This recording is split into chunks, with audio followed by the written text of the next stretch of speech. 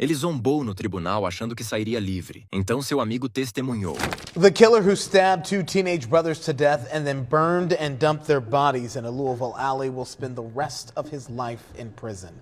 No dia 13 de março do ano de 2024, o rapper amador Bryce Rhodes se encontrava no tribunal sendo julgado por uma série de assassinatos que ocorreram pelas ruas de Louisville. Porém, o júri não tinha nenhuma prova concreta que pudesse levar Bryce à prisão. Então, ele se encontrava com a consciência leve e até sorria para o júri como um sinal de deboche. Mas o que ele não esperava era que seu melhor amigo iria traí-lo e depor contra ele na frente de todos. Hoje vamos ver a história de Bryce Rhodes, um jovem aspirante de rap que assassinou várias vítimas tentando encobrir seu crime. Mas antes de sabermos como tudo acabou, precisamos saber como tudo isso começou. O início de tudo.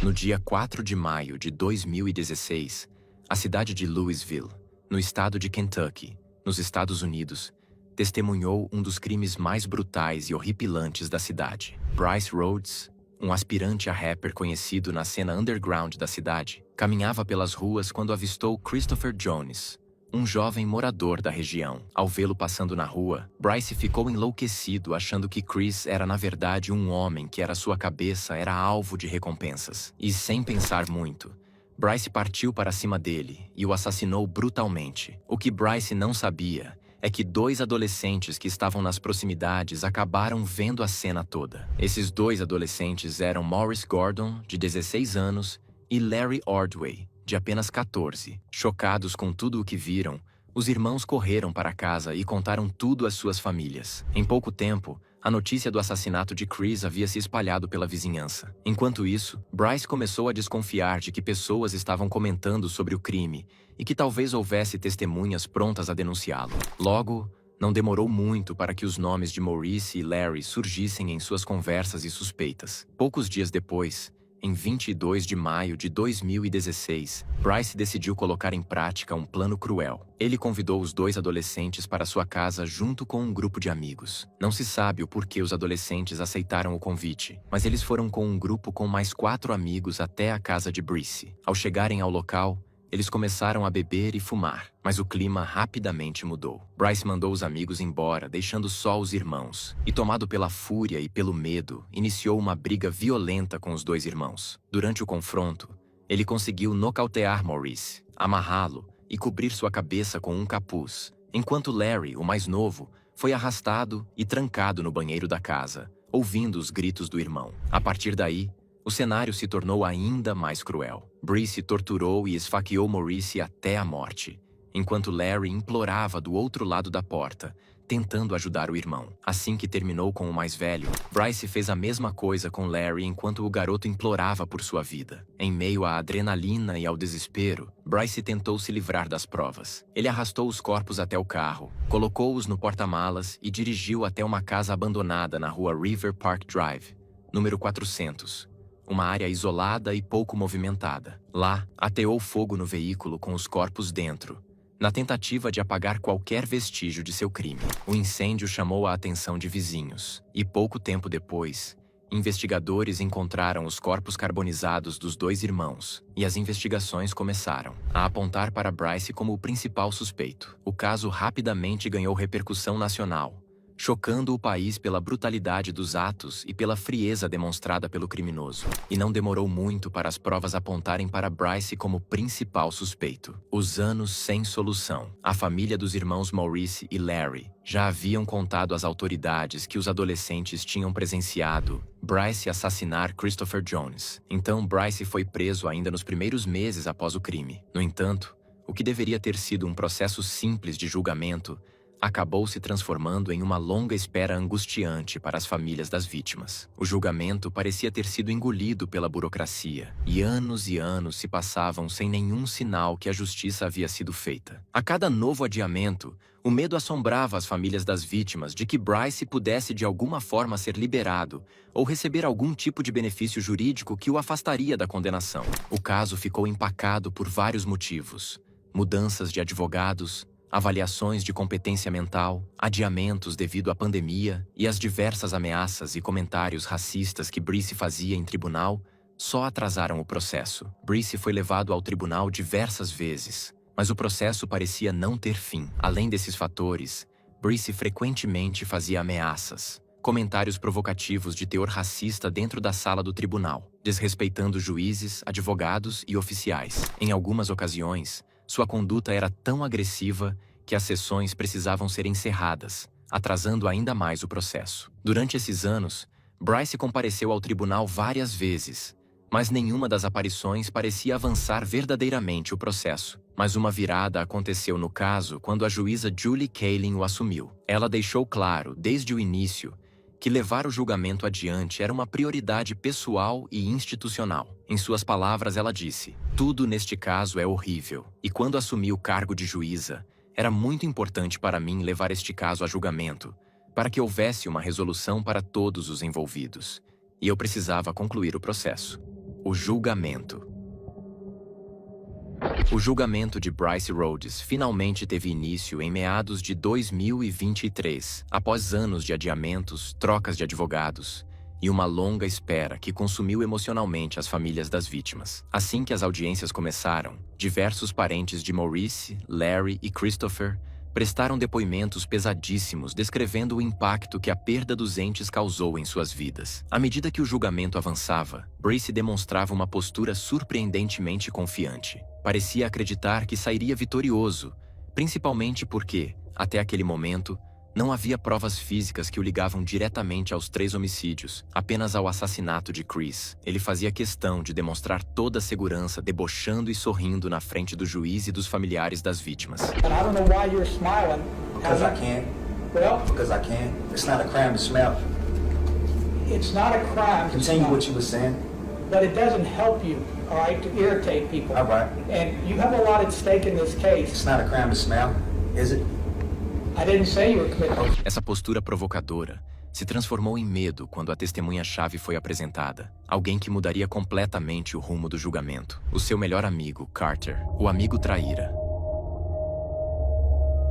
Carter, o melhor amigo de Bryce. Alguém que havia estado ao seu lado por anos e que conhecia profundamente seu comportamento, seu temperamento e, principalmente, tudo o que realmente aconteceu naquela noite terrível. Carter contou que, naquela noite, foi ele quem ajudou a reunir os adolescentes na casa de Bryce. Segundo ele, estavam presentes Maurice, Larry, Bryce, Carter e mais 3 jovens. Todos começaram a beber e fumar enquanto conversavam e ouviam música. Até então, nada de errado estava acontecendo. Até que Bryce começou a discutir com Maurice e Larry e falou para os 3 amigos irem embora. Who's at the house?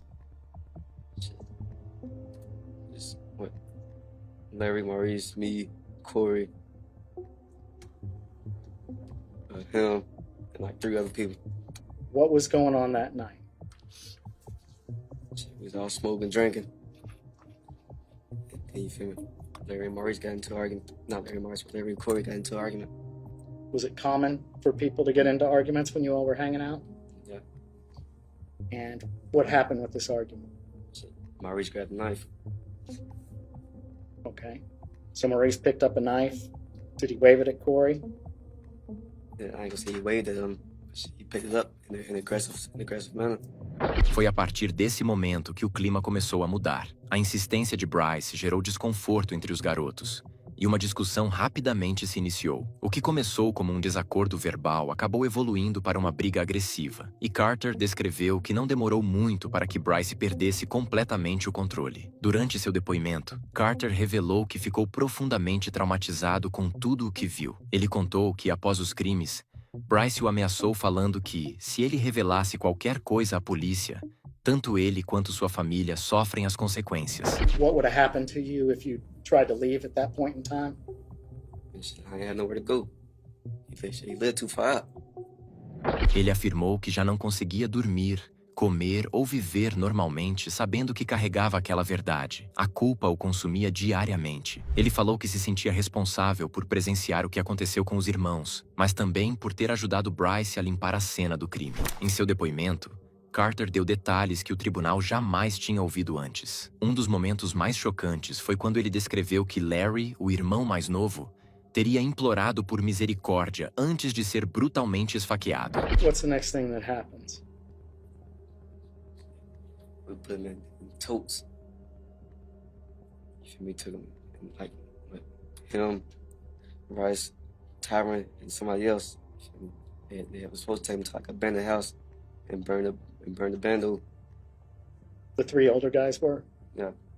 They're supposed to take it to a abandoned house and burn it. Com o depoimento do melhor amigo Carter, o caso deixou de ser especulação e se tornou sólido, cheio de evidências e um depoimento detalhado de tudo o que havia ocorrido no dia. Carter revelou que decidiu depor contra o amigo porque não queria mais o fardo emocional de continuar em silêncio. Ele explicou que no início tinha medo do que o amigo poderia fazer contra ele e sua família. Porém, Carter chegou a um ponto que sua consciência não lhe perdoaria por tudo o que ele havia feito. Ele precisava contar a verdade para o polícia. Em suas próprias palavras, ele disse: "Carreguei isso por muito tempo. Eu poderia ter ido embora. Eu poderia ter sido livre, mas não disse nada porque não queria me envolver. Me sinto culpado por não ter falado antes. Sei que poderia ter feito algo." Após o testemunho de Carter, a defesa de Bryce tentou desesperadamente arquivar o caso, alegando inconsistências no depoimento. Porém, a tentativa fracassou pela riqueza de detalhes, a coerência e a carga emocional do relato de Carter. O caso, que por anos parecia travado e indefinido, agora tinha uma estrutura sólida e praticamente inabalável. Não havia mais espaço para dúvidas. Tudo apontava para Bryce Rhodes. Com o avanço do julgamento, a postura de Bryce começou a mudar. O sorriso arrogante, as provocações e o ar de confiança começaram a se despedaçar. A promotoria aproveitou o impacto do depoimento de Carter para reforçar cada ponto do caso. Reconstituiu a linha do tempo dos crimes. Apresentou registros, objetos e laudos periciais que haviam sido reunidos ao longo dos anos e chamou mais testemunhas para corroborar os relatos. As famílias das vítimas acompanhavam cada etapa do julgamento com um misto de dor e alívio. Dor por reviverem, em detalhes, os momentos mais traumáticos de suas vidas, e alívio por saberem que o caso estava se aproximando de um desfecho. Quando chegou o momento da sentença, a atmosfera no tribunal era tensa. A juíza Julie Kaelin, que havia trabalhado incansavelmente para conduzir o caso até o fim, leu cada palavra com firmeza. Bryce Rhodes foi condenado à prisão perpétua, sem possibilidade de liberdade condicional. Thank you. Has the jury been able to reach a verdict in this case? All right, if you could please hand the form to Deputy Mills.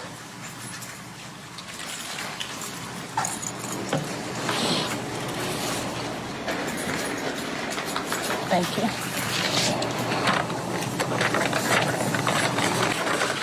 Verdict Form 2A. We, the jury, found the defendant guilty of murder. I'm now going to ask each of you by just kind of pointing, beginning with the back row and going down and then the front row. Is this your verdict? Yes, ma'am. Is this your verdict? Yes, ma'am. Yes. Yes. Yes, ma'am. Yes. Counsel, can you all approach? E no dia 18 de dezembro de 2023, a justiça finalmente havia sido feita, trazendo paz e tranquilidade ao coração das famílias que acompanharam por anos o caso todo. E o vídeo vai ficando por aqui.